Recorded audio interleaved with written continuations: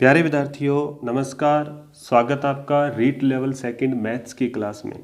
और आज की क्लास में हम पढ़ेंगे जन्म दर व मृत्यु दर, जो क्लास 10th 2010 राजस्थान बोर्ड की बुक है उसमें से हम पढ़ेंगे। जैसा आप देख पा रहे हैं तो यहाँ इसमें ये देखिएगा, हमारे जो अनुक्रमणिका है इसमें 4 नंबर चैप्टर है चक्रवृद्धि ब्याज, जिसमें वृद्धि व ह्रास दर है। और फिर इसमें लास्ट एक टॉपिक है जन्म मृत्यु सांख्यिकी एवं सूचकांक। तो हम जन्म मृत्यु सांख्यिकी है जो वहाँ से ये टॉपिक पढ़ेंगे, जन्म दर व मृत्यु दर। तो ये जो बुक है 2010 की है, इसमें से हम करेंगे। तो देखिएगा, तो चलिए जी सबसे पहले जान लेते हैं जन्म मृत्यु दर सांख्यिकी के जो प्राचल है, पैरामीटर है, उनके बारे में कौन कौन से फॉर्मूले हमें पढ़ने हैं, पहले वो देखेंगे। और फिर वीडियो के लास्ट सेगमेंट में इनसे रिलेटेड इंपॉर्टेंट क्वेश्चन भी करेंगे। तो आप वीडियो के साथ बने रहिए। अगर आपने इस फॉर्मूलों को पढ़ा रखा है तो आप सीधा डायरेक्ट क्वेश्चन भी कर सकते हैं।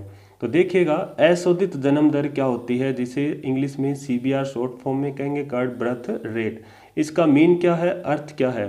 दिए हुए वर्ष में प्रति हजार जनसंख्या पर जन्मे बच्चों की जनसंख्या को अशोधित जन्म दर कहते हैं। यानी प्रति हजार पर क्या किया जाता है, परिकलन किया जाता है। परिकलन, इसका फॉर्मूला क्या रहेगा अशोधित जन्म दर का, कि अशोधित जन्म दर बराबर दिए हुए वर्ष में जन्मे बच्चों की संख्या, यानी कोई सन दे रखा होगा उसमें जन्मे हुए बच्चों की संख्या ऊपर रखेंगे और नीचे लिखेंगे उस वर्ष के मध्य में जनसंख्या टोटल कितनी है और गुणा क्या कर देंगे, 1000। तो हमारा जो आंसर आएगा वो कहलाएगा अशोधित जन्म दर। फिर देखिएगा 2 नंबर है अशोधित मृत्यु दर। अशोधित मृत्यु दर फिर आएगी विशिष्ट मृत्यु दर। तो इसमें ध्यान रखेगा अशोधित मृत्यु दर क्या है, जिसे इंग्लिश में शॉर्ट फॉर्म में CDR कहेंगे, कर्ड डेथ रेट। फर्स्ट इसका अपने देखेंगे कि इसका अर्थ क्या है, मीन क्या है। दिए हुए वर्ष में प्रति हजार की जनसंख्या पर मृत्युओं की संख्या, यानी मरने वाले बच्चों की संख्या को अशोधित मृत्यु दर कहेंगे। अब देखिएगा, इसका अशोधित मृत्यु दर का फॉर्मूला क्या रहेगा, दिए हुए वर्ष में जो जितने मरे हैं उनकी संख्या और बटे में क्या लिखेंगे, उस वर्ष के मध्य में संख्या यानी जनसंख्या, और गुणा क्या कर देंगे, 1000। तो हमारे पास क्या आएगा, अशोधित मृत्यु दर आएगा। 3 नंबर हमारे पास है विशिष्ट मृत्यु दर। अब इसका मीन क्या होता है, स्पेसिफिक डेथ रेट SDR। इसका पहले देख लेते हैं अर्थ क्या है, फिर इसका देख लेंगे कि फॉर्मूला क्या है।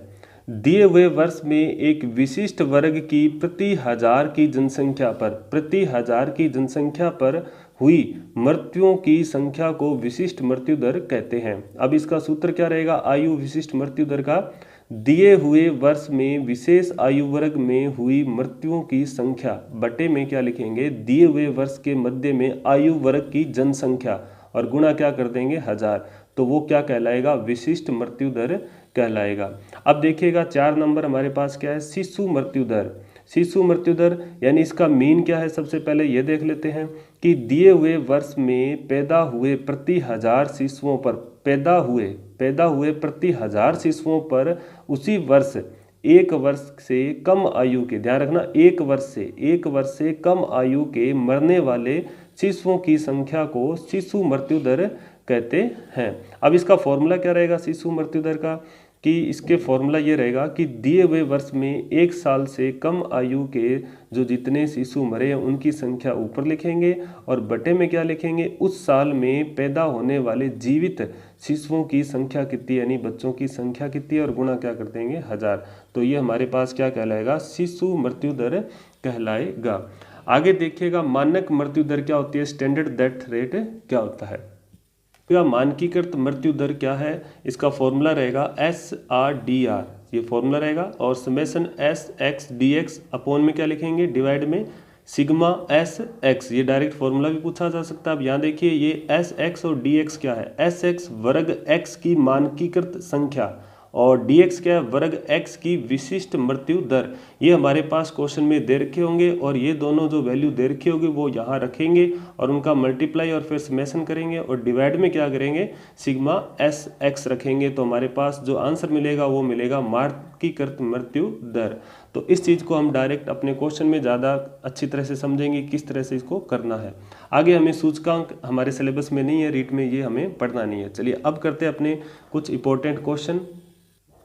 चलिए जी, फर्स्ट क्वेश्चन है हमारे पास, कि एक नगर में वर्ष 2000 में, ये देखिए एक सन आ गया, सन कौन सा है 2000, आयु वर्ग है 0 से 15 की जनसंख्या कितनी है 3500 और मृतकों की संख्या है 200, तो आयु विशिष्ट मृत्यु दर क्या होगी। तो आप क्वेश्चन बना के देखिए आपका आंसर क्या मिल रहा है।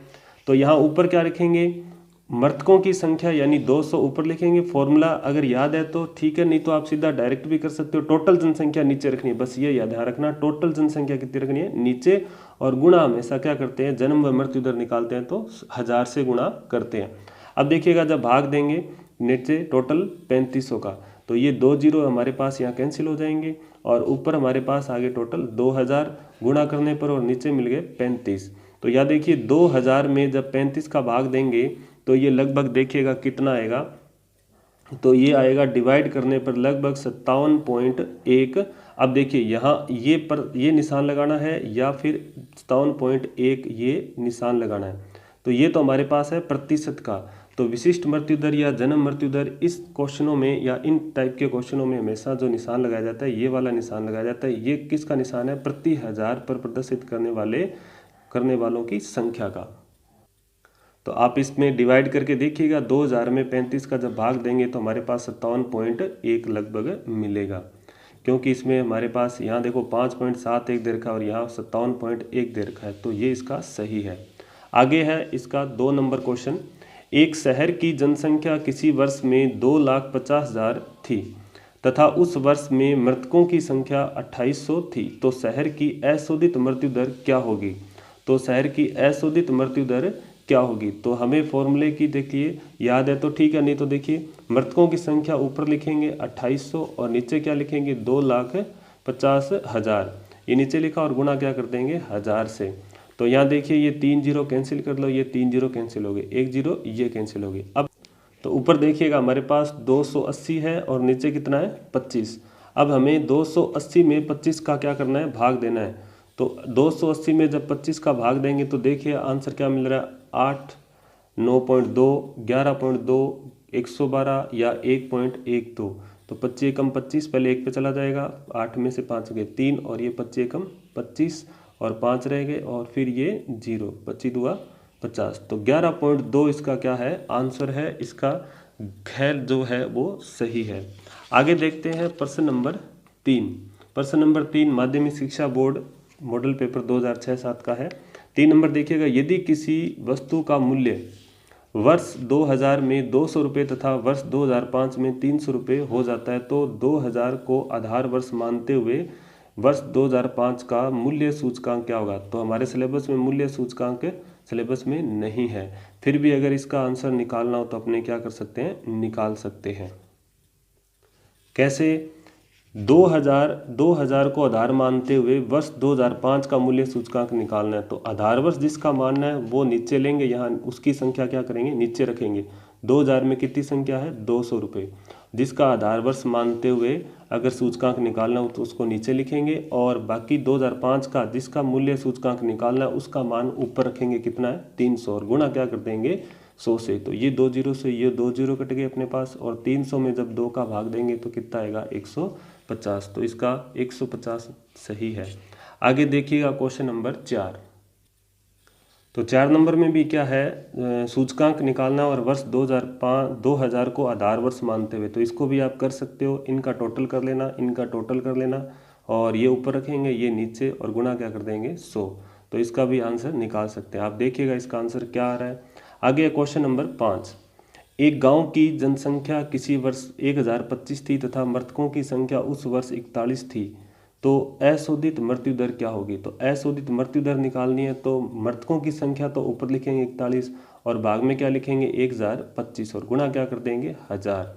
अब देखिएगा ये 25 की टेबल से काट लो तो ये कट जाएंगे कैसे, 25 चौका 100 और ये 40 पे कट गया, और इसको काटेंगे तो 25 चौका 100 और 25 एकम 25। तो ये देखिएगा पूरा कट रहा है, तो 41 से 41 ये कट गया, तो हमारे पास क्या रह गया सिर्फ 40। तो इसका आंसर क्या हो जाएगा, क्या इसका सही है, जबकि बाकी क्या गलत है। आगे देखिएगा कुछ अन्य महत्वपूर्ण प्रश्न और है। फर्स्ट नंबर निर्वाह खर्च सूचकांक का सूत्र है, तो अब हमारे ये सिलेबस में नहीं है। तो आप सेकंड नंबर क्वेश्चन देखिएगा कि किसी समुदाय या विशेष वर्ग के स्वास्थ्य और जनसंख्या वृद्धि आदि का अध्ययन जिसकी सहायता से किया जाता है वह क्या कहलाता है? जन्म मृत्यु सांख्यिकी, यानी किसी समुदाय या विशेष वर्ग की स्वास्थ्य और जनसंख्या वृद्धि आदि का अध्ययन करने के लिए जो सहायता ली जाती है उसे कहते हैं जन्म मृत्यु सांख्यिकी। तो इसका क्या इसका सही है। आगे है प्रश्न नंबर 3, जनसंख्या घटक है। जनसंख्या का घटक क्या है? जनसंख्या का घटक जनन है, मरण है, प्रवासन है या उपरोक्त सभी। तो जनसंख्या सांख्यिकी का जो घटक है वो जनन भी है, मरण भी और प्रवासन भी है, ये सारे सही है। आगे है 4 नंबर क्वेश्चन, दिए गए वर्ष में प्रति हजार की जनसंख्या पर जन्मे बच्चों की संख्या को कहते हैं। प्रति हजार की संख्या पर जन्मे बच्चों की संख्या को क्या कहा जाता है? इसका आएगा अशोधित जन्म दर। तो ये हमने स्टार्टिंग में पढ़ा था कि जन्म लेने वाले बच्चों की संख्या ऊपर और प्रति हजार पर निकाला जाए तो उसे अशोधित जन्म दर कहते हैं, और मृत्यु की संख्या ऊपर और प्रति हजार पर निकाला जाए तो अशोधित मृत्यु दर बन जाएगा।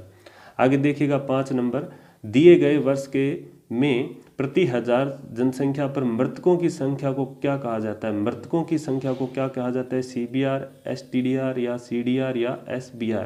तो देखो मृत्युओं की संख्या यानी डी यानी डेथ आएगा, तो यानी ऑप्शन हमारे पास कौन से हैं? ख और ग है। तो अब देखिएगा इसमें से क्या आएगा, तो इसका आएगा CDR का डेथ रेट। आगे देखिएगा 6 नंबर प्रश्न, दिए गए वर्ष में एक विशिष्ट वर्ग की प्रति हजार की जनसंख्या पर हुई मृत्युओं की संख्या को क्या कहा जाता है? प्रति हजार में हुई मृत्युओं की संख्या को क्या कहा जाता है? विशिष्ट यानी स्पेसिफिक। तो यहाँ देखिए CBR, CDR, IMR, SDR, तो कौन सा होगा? स्पेसिफिक यानी विशिष्ट वर्ग यानी स्पेसिफिक। तो ये C तो होगा नहीं, C ये भी नहीं होगा, IMR भी नहीं होगा, तो इसलिए हमारे पास क्या आंसर बच गया? स्पेसिफिक डेथ रेट, यानी डी इसका सही है लास्ट आंसर। आगे देखिएगा, दिए गए वर्ष में पैदा हुए प्रति हजार शिशुओं पर उसी वर्ष 1 साल से कम आयु के मरने वाले शिशुओं की संख्या को क्या कहा जाता है? SDR, CBR, IMR या CDR। तो 7 नंबर का आंसर क्या होगा? 1 वर्ष में पैदा हुए प्रति हजार शिशुओं पर एक वर्ष से कम साल के जो आयु वाले बच्चे हैं उनके मरने वाले जो बच्चे होंगे उनकी संख्या को क्या कहा जाता है? IMR कहा जाता है। तो इसका सही होगा IMR। आगे क्वेश्चन नंबर 8, मानकीकृत मृत्यु दर SDR का सूत्र क्या होगा? मानकीकृत मृत्यु दर, तो यहाँ मानकीकृत का भी आपको बताया था कि इसका क्या होगा? Sigma SX/dx upon sigma SX या sigma SX upon sigma SX/dx। तो इसका क्या होगा आंसर? तो आप देखिएगा इसका सही जो आंसर होगा वो होगा क number, sigma SD upon sigma S। SD upon S ऐसे याद कर लो, SD अपॉन S। तो इसका सही है। आगे देखिएगा 9 नंबर क्वेश्चन कि वह सांख्यिकी माप जो समय, भौगोलिक स्थिति या अन्य विशेषता के आधार पर किसी चर मूल्य में होने वाले परिवर्तनों को दर्शाता है, क्या कहलाता है? सांख्यिकी माप जो समय, भौगोलिक स्थिति या अन्य विशेषता के आधार पर किसी चर मूल्य में होने वाले परिवर्तनों को दर्शाता है, क्या कहा जाता है उसको कहा जाता है क्या? सूचकांक। तो इसका सही आंसर क्या होगा? सूचकांक। आगे है क्वेश्चन नंबर 10, P0I का अर्थ। तो ये तो हमारे क्या आ गया? सूचकांक से रिलेटेड आ गया। तो ये थे कुछ इंपॉर्टेंट रिलेटेड क्वेश्चन। तो दोस्तों ये थे जन्म व मृत्यु दर से रिलेटेड सांख्यिकी के कुछ इंपॉर्टेंट क्वेश्चन और फॉर्मूले। तो उम्मीद करता हूँ आपको सारे क्वेश्चन अच्छी तरह से समझ आए होंगे और निश्चित रूप से आपने सभी क्वेश्चन सही किए होंगे। तो नेक्स्ट वीडियो में हम करेंगे जनसंख्या वृद्धि व ह्रास पर रिलेटेड इंपॉर्टेंट क्वेश्चन। तो मिलते हैं नेक्स्ट वीडियो में, तब तक के लिए जय हिंद, जय भारत।